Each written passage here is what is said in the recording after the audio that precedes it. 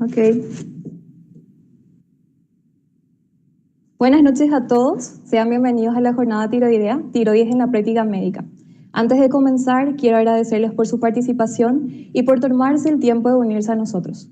Esperamos que esta jornada sea de su agrado. Si tienen preguntas durante la presentación, por favor utilicen el chat del canal y al finalizar la charla, el doctor responderá sus dudas. Damos inicio a la jornada con la primera ponencia a cargo del doctor Evelio Regal Balmaceda, cirujano de cabeza y cuello, máster en cirugía oncológica, miembro de Sociedad Paraguaya de Otorrinolaringología y Cirugía de Cabeza y Cuello. Doctor, le cedo la palabra. Muchas gracias, muy agradecido por la invitación de los organizadores, por la oportunidad de exponer un poquito lo que hacemos en esta patología relativamente frecuente en nuestro país. Y bueno, espero que sea útil la charla para los, para los que están escuchando. Y con mucho gusto las preguntas respondemos al final de la charla. Como ya dijeron los compañeros, estamos en la Semana Internacional de la Tiroides. Todo lo que sea hablar sobre patología tiroidea, ya sea benigna o maligna, de la función, de la hipofunción, de la hiperfunción, internacionalmente se desarrolla en esta semana de mayo. Entonces, en este caso nos toca un poco hablar del cáncer de tiroides y de su abordaje quirúrgico como mi área.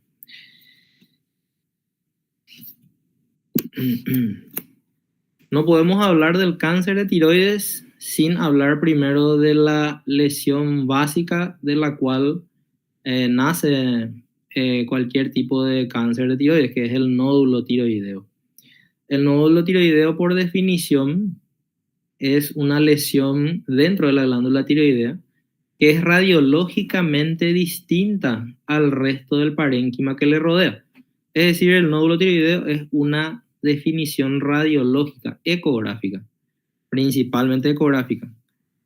No todas las lesiones que nosotros palpamos o podemos ver en el cuello de un paciente que asientan en la tiroides necesariamente van a ser nódulos.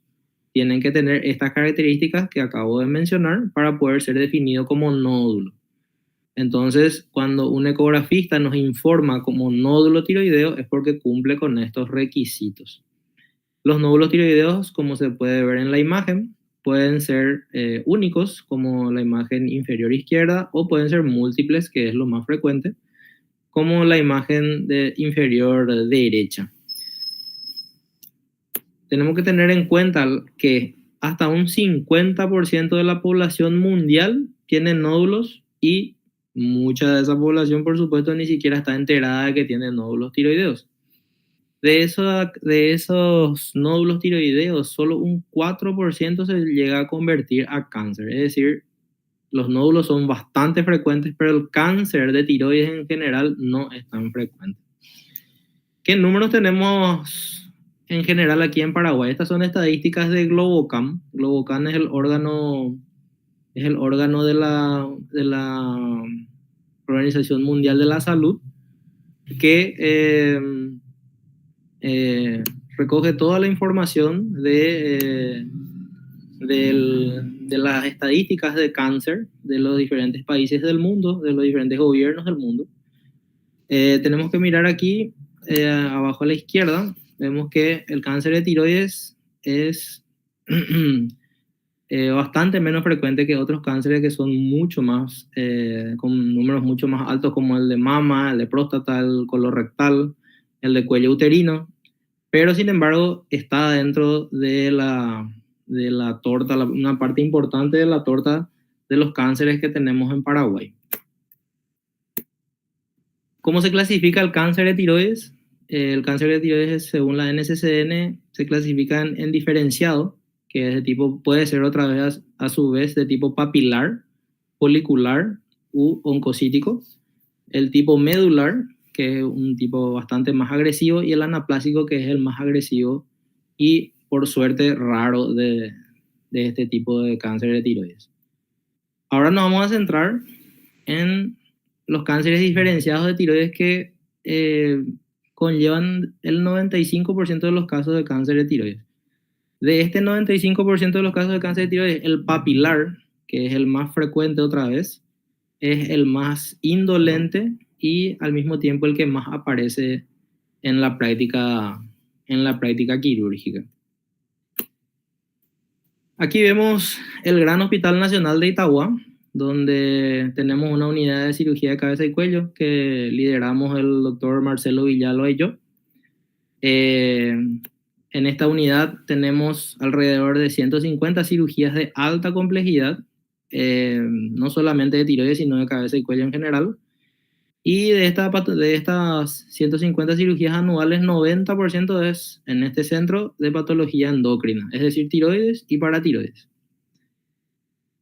La importancia de estos centros de alto rendimiento, de alto volumen, y la importancia también de tener un equipo multidisciplinar es crucial para poder tener buenos resultados en el manejo de cualquier patología, no solamente la de tiroides. Pero la tiroides en nuestro campo es lo que más frecuentemente tratamos, y ahí pueden ver la lista de especialistas que se necesitan para tratar un tipo de patología de cabeza y cuello, que es la tiroides. Se necesita de nuestra área, que somos los cirujanos, especialistas endocrinólogos, radiólogos ecografistas, que es de suma importancia, ya que dependemos en un gran porcentaje de su visión de los tipos de nódulos que encuentran para poder estudiarlos más o poder controlarlos. Los anestesiólogos, que tienen que estar bien avesados para poder manejar correctamente la vía aérea en los bocios gigantes con desviación de la tráquea, con parálisis de cuerdas vocales. Tenemos la participación de los otorrinos, que también con sus equipos y con su manejo nos ayudan a manejar pacientes de mucha complejidad, como por ejemplo pacientes que tienen invasión de la tráquea, pacientes que tienen invasión de nervios laringeos recurrentes con parálisis, traqueostomizados por cáncer de tiroides, por invasión, etcétera, etcétera. Medicina interna, por supuesto, para tener a nuestros pacientes a punto para poder ir a cirugía. La unidad de terapia intensiva, por supuesto, en caso de ser necesaria. Enfermería, que tiene que estar formada y preparada para cualquier tipo de complicación y cuidado general de drenajes, de heridas complejas de cuello. Laboratorio avanzado, porque en la cirugía tiroidea nosotros precisamos tener controles estrictos debido a la anatomía de la tiroides, del calcio y del aparato hormona, porque se manosea mucho en las cirugías, especialmente en bocios muy grandes. Se manosean mucho las glándulas paratiroides que están alrededor de la tiroides. Entonces es muy importante tener a mano todos los reactivos que necesitamos en el laboratorio. Nutrición, por supuesto, para tener a los pacientes también en un buen estado y poder tener una buena recuperación. Y muchos otros que no podemos citar a todos, pero que la idea es resaltar la importancia de un servicio de envergadura y multidisciplinario en el manejo de patología compleja como la tiroides. También formo parte del equipo de la unidad de cirugía de cabeza y cuello del Hospital de Ingavi. En este lugar también tenemos un volumen importante, también tenemos equipo multidisciplinar. El volumen y el equipo hace que tengamos buenos resultados, y también contamos con todo el soporte logístico que se precisa para un manejo correcto de todo tipo de patologías de cabeza y cuello, y por frecuencia y por volumen también de tiroides. ¿Cómo hacemos el diagnóstico nosotros de un cáncer de tiroides? Como toda patología, siempre es importante la historia clínica, la anamnesis, por supuesto, el tiempo de evolución, las molestias del paciente. La mayoría de los pacientes de los nódulos tiroideos muchas veces son asintomáticos. Se presentan generalmente como masas indoloras en el cuello, en la región anterior del cuello, que el paciente se percata ya sea por estética o porque de repente tuvo una gripe y le dolía la garganta y se tocó el cuello y sintió un nódulo o un bultito. Entonces ahí empezó a investigarse. No, los nódulos tiroideos generalmente no duelen, excepto que produzcan otros síntomas, no suelen manifestarse de otra manera. Cuando producen síntomas, generalmente pueden ser síntomas compresivos, ya sea por tamaño o por infiltración. Es importante un examen físico profundo del área de cabeza y cuello, enfocado por supuesto a la tiroides, a la región anterior del cuello y a los ganglios cervicales donde drena la tiroides. Importante en los antecedentes patológicos personales del paciente para pensar en un cáncer de tiroides que haya tenido antecedente de radiación en la infancia, en la región de cabeza y cuello, por ejemplo, por linfomas o a nivel corporal general por un trasplante de médula ósea. Importante también dentro de los patológicos personales, de los patológicos familiares, que haya habido en la familia ya un carcinoma de tiroides. Síndromes que son un poco más rebuscados, más difíciles, pero hay que preguntar también si es que tiene síndrome de Cowden, poliposia adenomatosa familiar, Werner, MEN tipo 2. Si es que el nódulo tuvo crecimiento rápido o si el paciente presenta disfonía, ronquera, nos tiene que parar la oreja para investigar más ese nódulo. ¿Cuáles son características de malignidad?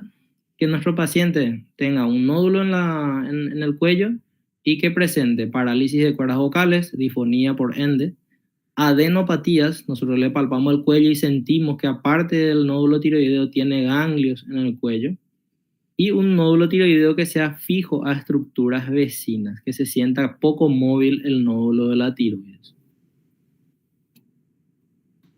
Laboratorio, en esencia, con una TSH, o sea, la hormona estimuladora de la tirotropina, es más que suficiente para poder realizar un manejo integral del paciente. Por supuesto, si esto viene alterado, tenemos que tener otras conductas.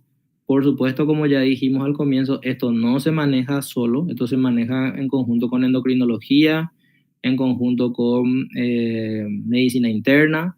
Entonces, cualquier variación de la TSH o de las hormonas tiroideas es, por supuesto, manejado en conjunto con estas especialidades.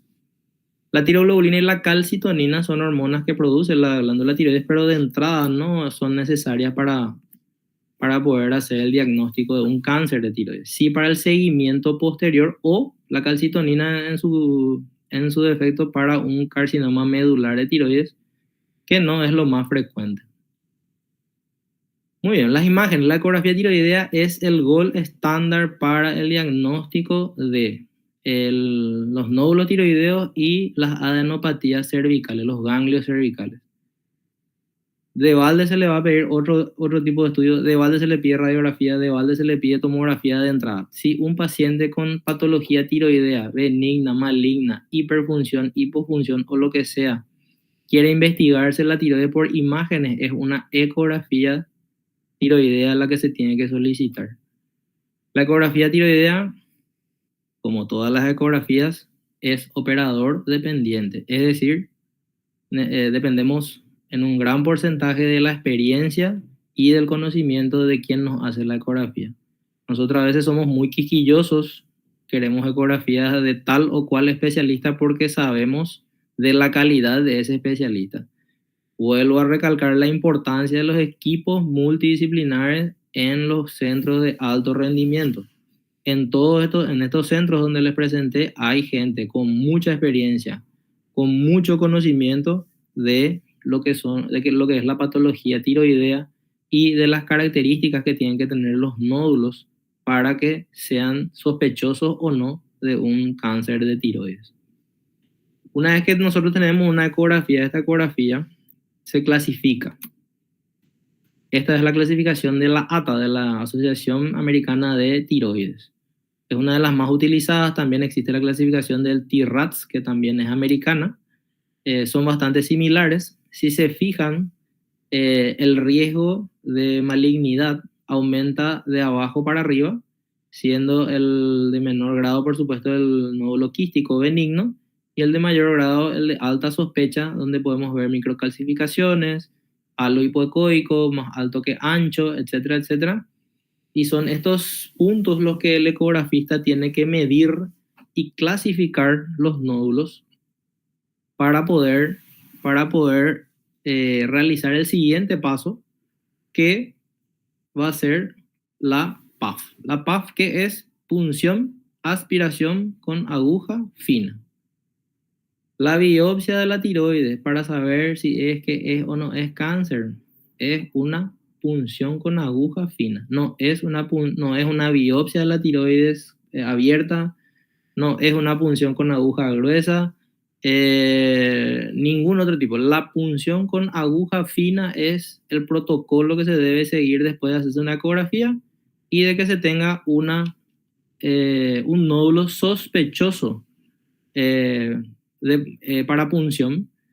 Es el procedimiento, el siguiente paso posterior a una ecografía, y que el ecografista que es avesado dice: este nódulo es un nódulo de alta sospecha y debe ser punzado. ¿Se punzan todos los nódulos tiroideos? Y la respuesta es no. ¿Cuándo se punzan los nódulos tiroideos? Se esforzaron muchos años, muchos médicos para poder crear todos estos protocolos de la ATA, especialmente. Este es el protocolo de la ATA. Si se fijan de arriba para abajo, tenemos un nódulo, habla de nódulos sospechosos, se hace la ecografía tiroidea y ahí se divide en alta sospecha, sospecha intermedia, baja sospecha, muy baja sospecha y benigno.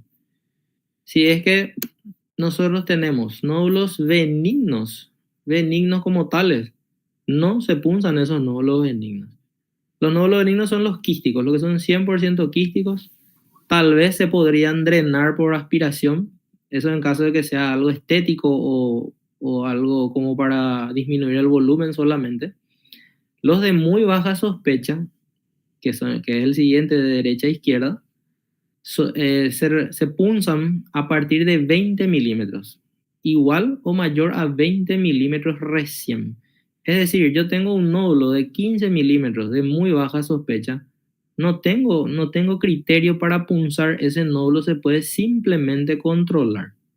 Si es que el paciente no tiene síntomas compresivos, si no tiene otros síntomas como disfonía, ronquera, crecimiento rápido.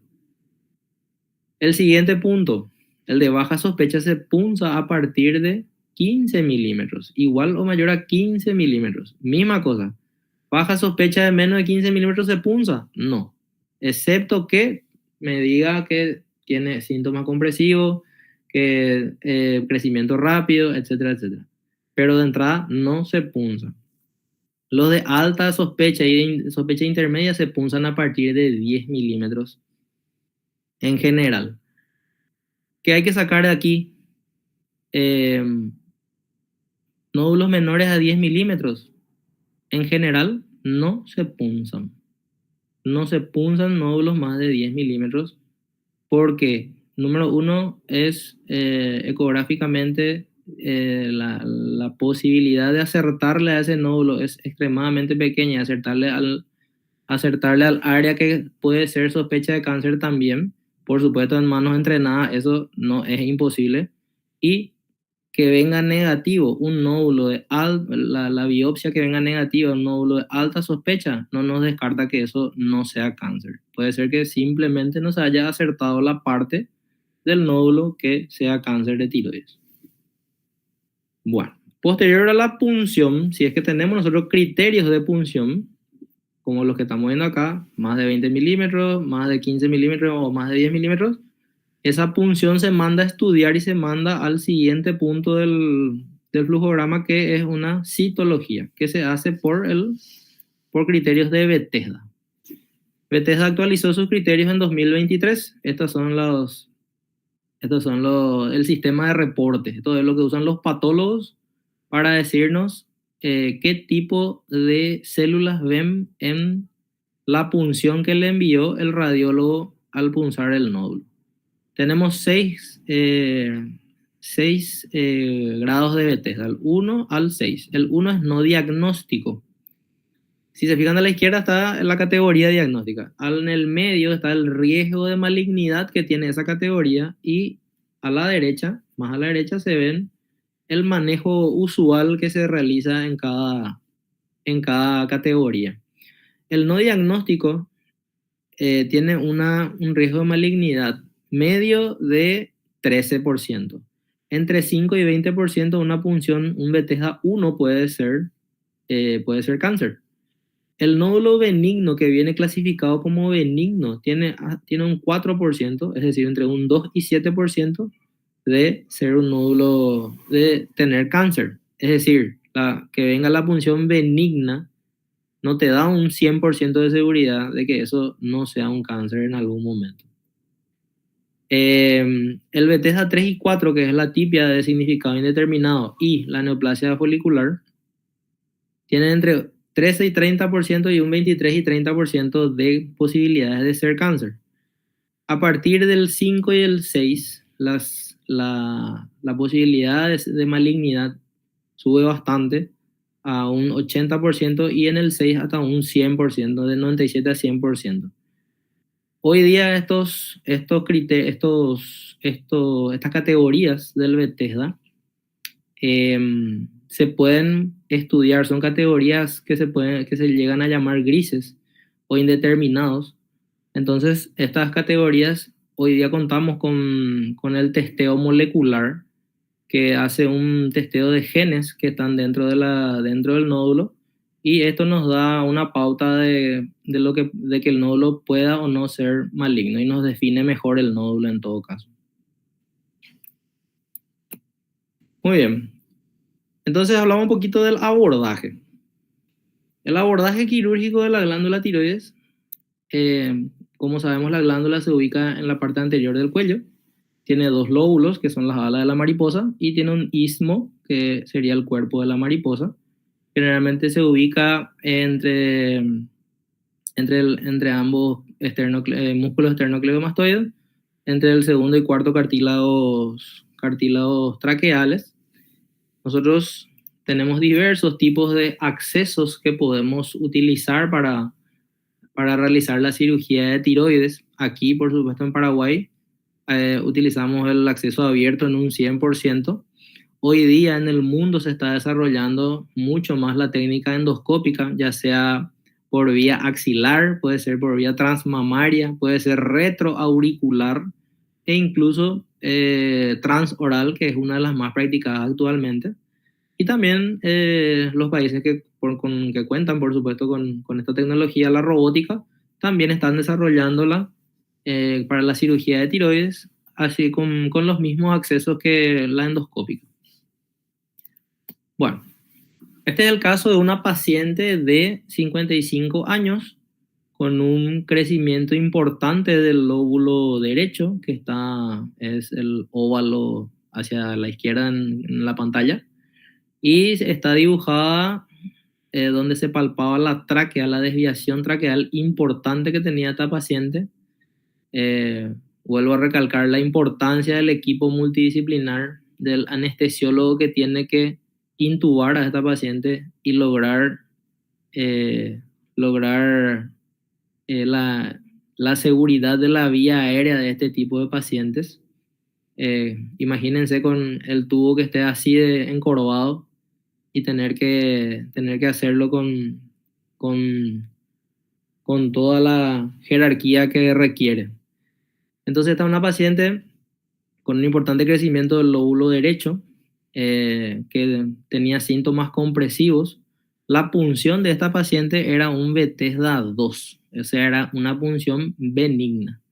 Ella tenía un nódulo de baja sospecha, se punzó ese nódulo por el tamaño, porque evidentemente tiene mucho más de 20 milímetros, y vino un Bethesda 2 benigno. Entonces a esta paciente se le planteó la cirugía. En la cirugía nosotros tenemos un acceso cervical anterior por la incisión de Kosher, que se hace del borde anterior de un esternocleidomastoideo al otro. Se confeccionan colgajos y se realiza la apertura del rafe medio.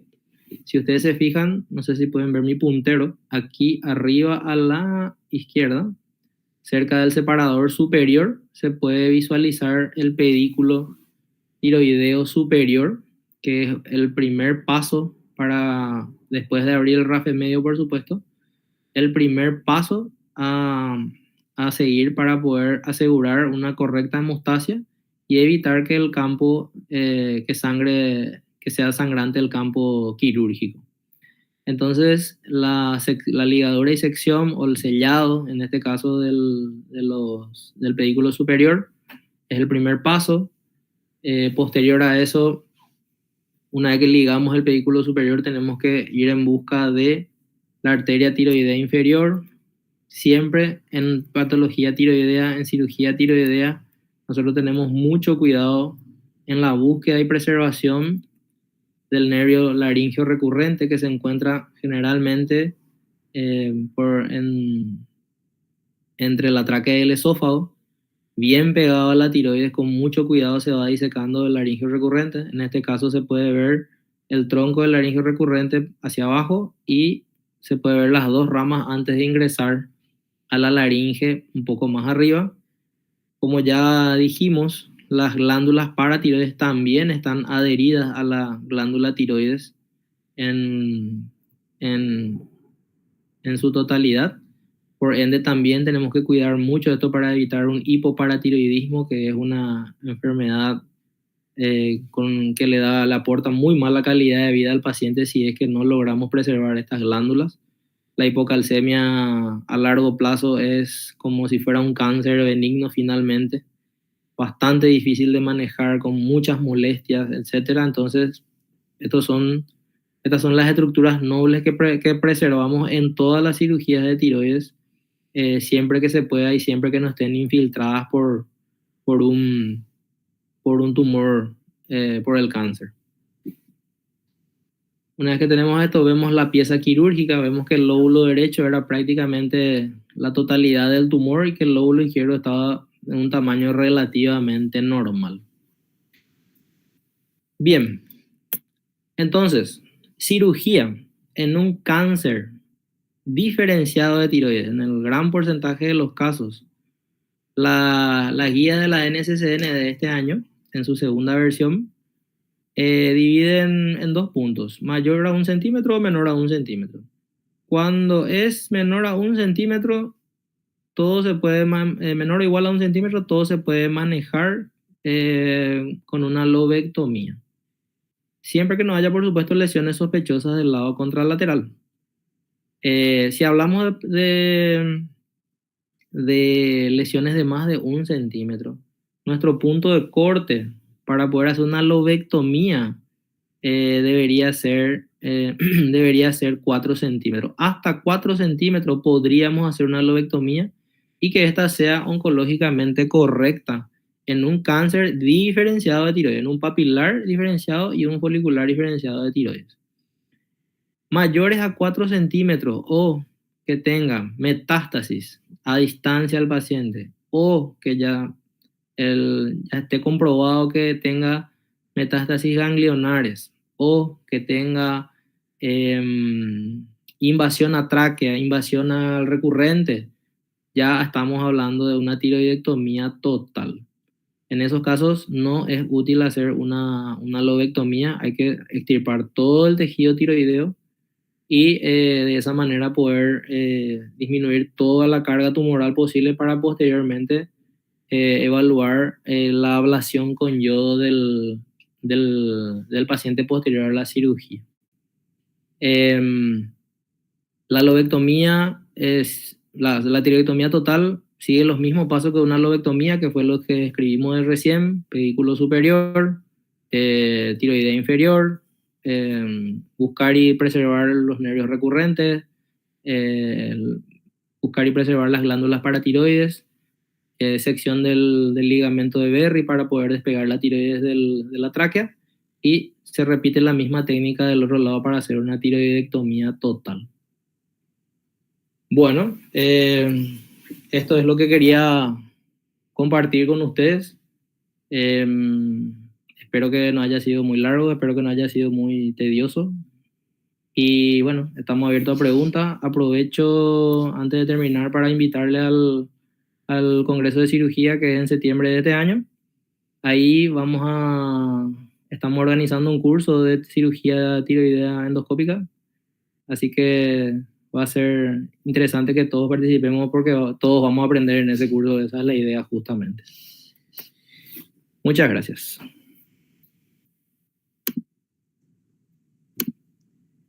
Si tienen algunas preguntas que quieran hacer, pueden hacerlo en el chat y el doctor va a poder aclararlas.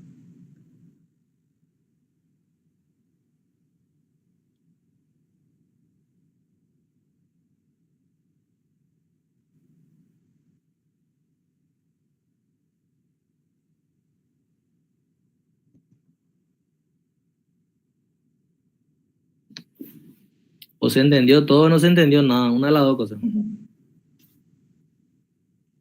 Parece que se entendió todo, doctor. Demasiado bien, ya se entendió. Acá tengo una pregunta.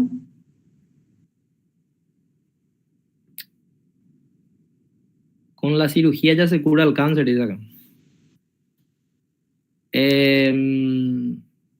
Los porcentajes en la tiroides, especialmente en pacientes menores de 55 años, es el punto de corte.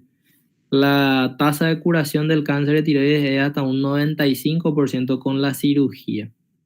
Hay veces que la cirugía, como es un procedimiento macroscópico, un procedimiento que se hace con los ojos, tiene algunos criterios para precisar un tratamiento adyuvante, que es la ablación con yodo, y en ese caso se asegura un mayor porcentaje de curación del cáncer de tiroides. Cirugía más ablación con yodo.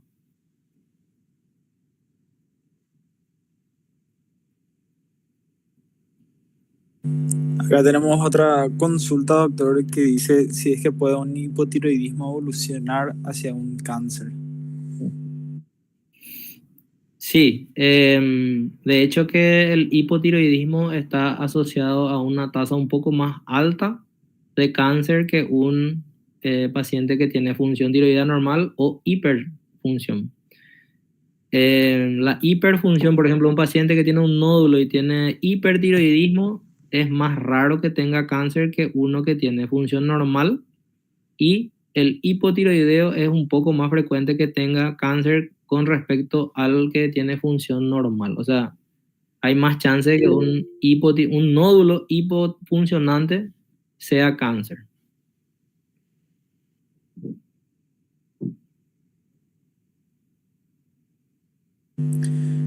Otra pregunta dice que hoy en día están de moda los agonistas GLP-1 como la semaglutida.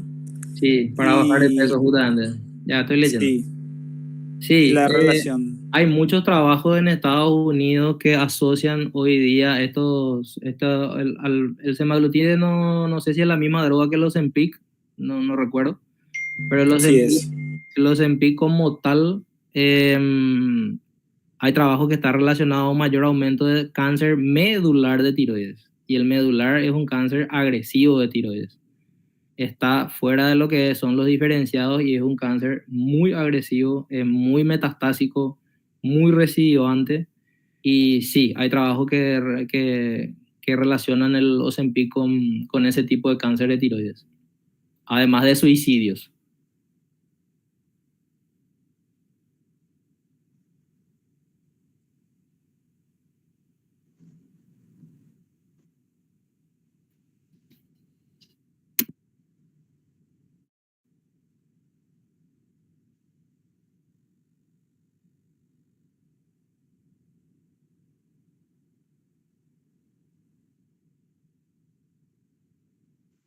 Si ya no hay preguntas que quieran hacer, damos por concluida la Hay, jornada. O sea, hay una última, hay una última. bueno, dale. Acerca de cuáles podrían ser las complicaciones en cirugía. Bueno, la complicación más frecuente de la cirugía de tiroides es el hipoparatiroidismo, que tiene que ver con la preservación o no de las glándulas paratiroides. que es de lo que hablamos durante la presentación. El hipoparatiroidismo se divide en transitorio y en permanente, de acuerdo a si dura menos de 6 meses o de 6 meses en adelante. Si dura menos de 6 meses el transitorio, se puede llegar a presentar, según guías americanas, hasta un 40%. Hay trabajos nacionales que se están realizando actualmente. El año pasado presentaron en el Hospital de Clínicas una monografía donde el doctor Serrano justamente presentaba una casuística de aproximadamente 39 a 40% de hipoparatiroidismo a corto plazo, o sea, transitorio, perdón. Y estamos esperando trabajos de nuestros centros también. Estamos tratando de sacar números de centros donde estamos participando nosotros actualmente, que son IPS y el Nacional.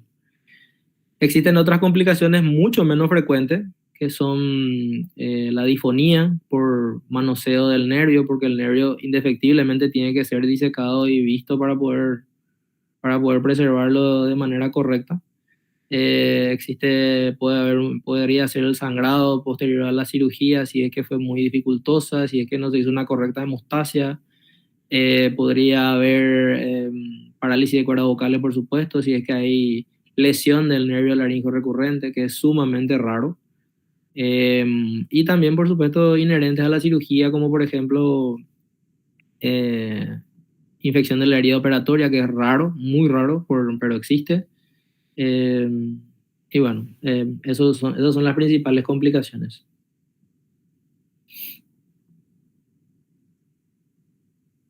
¿Existe algún tratamiento alternativo? Leo ahí una pregunta.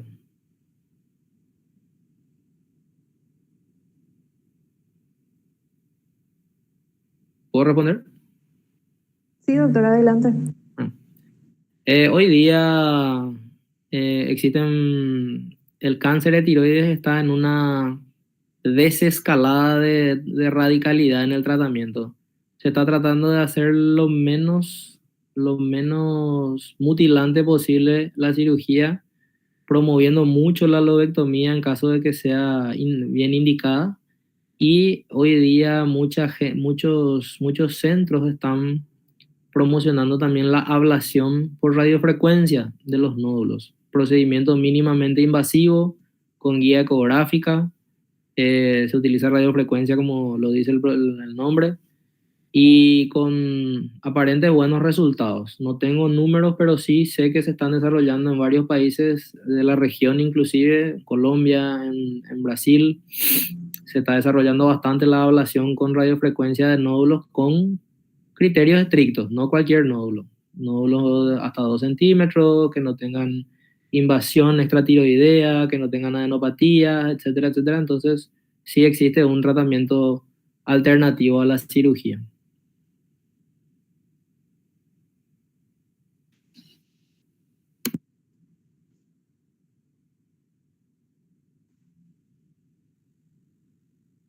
Bueno, si ya no tenemos más preguntas por hacer, quiero agradecerle al doctor por su tiempo y también invitarles para la segunda ponencia, que va a ser el día 31 de mayo, a cargo del doctor Emilio Martínez.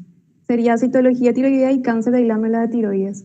El link de asistencia ya lo enviamos en el grupo y también se encuentra en el chat para que puedan completarlo.